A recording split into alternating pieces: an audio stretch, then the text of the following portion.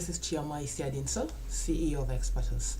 I wanted to talk today about how to handle the waitlist. There are three things that come to mind that I want to talk about.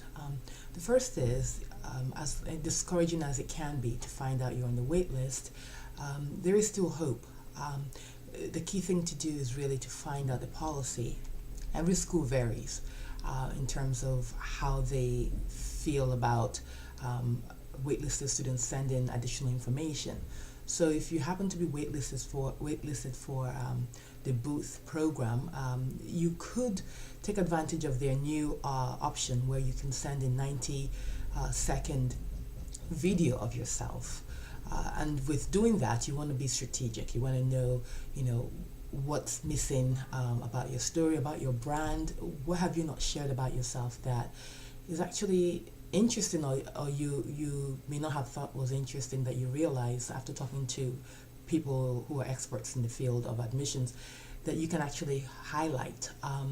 Or it could be a latest update, whether it's a promotion or a significant responsibility or project that you're working on. Find a way to use the video that Booth offers to highlight that new element of your story. If, on the other hand, you're waitlisted for a school such as Wharton, and their policy, as you probably would find out as you research, is that they don't want additional information. It's really more of a wait and see game, to be quite honest.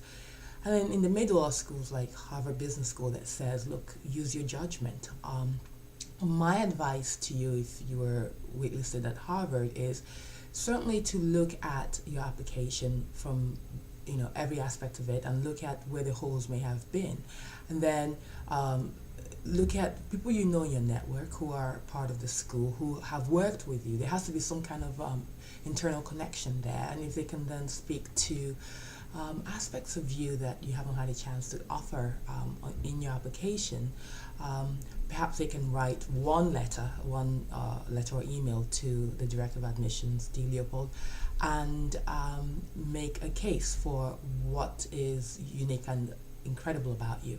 Keep in mind that schools don't want to be bombarded, so you don't want to have four different people writing recommendation letters on your behalf for your wait list.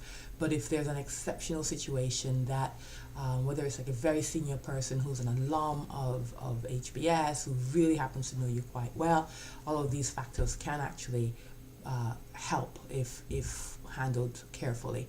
So anyway, the key thing really is, if you've been waitlisted, find out the policy, as I started with. The second thing really is make sure you let the school know that you're very interested in this in their program. If there's an opportunity for you to engage with an admissions board member, whether it is through a campus visit, it's not often the case that you can do that, but there are rare instances where you might have an opportunity to go on campus and actually interact with a board member, whether it's an info session. Let's say you haven't been to visit before and you take advantage of that. It doesn't hurt. You never know who might be the person giving the info session. It could be a board member.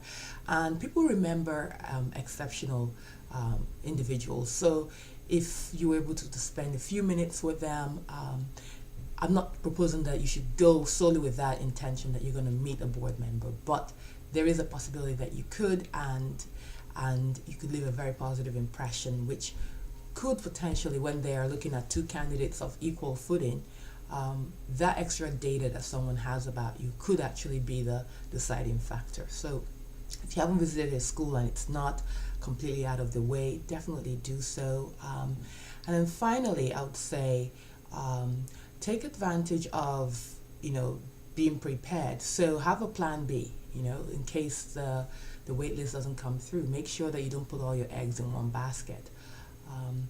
I truly believe that there are more than one school. There's more than one school for everybody. So if the school that you've been waitlisted ends up not accepting you, it shouldn't be the close to your dream. Make sure that you have a backup plan, and that you've got an admission offer somewhere that you're pretty excited about in the event that it doesn't work out.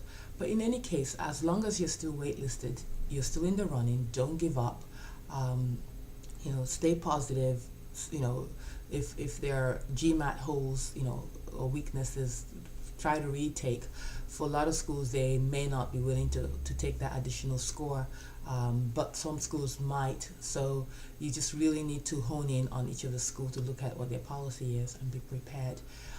I wish you all the best with the waitlist. Give me a shout if you have any questions. You can reach me via email at chioma@expartus.com.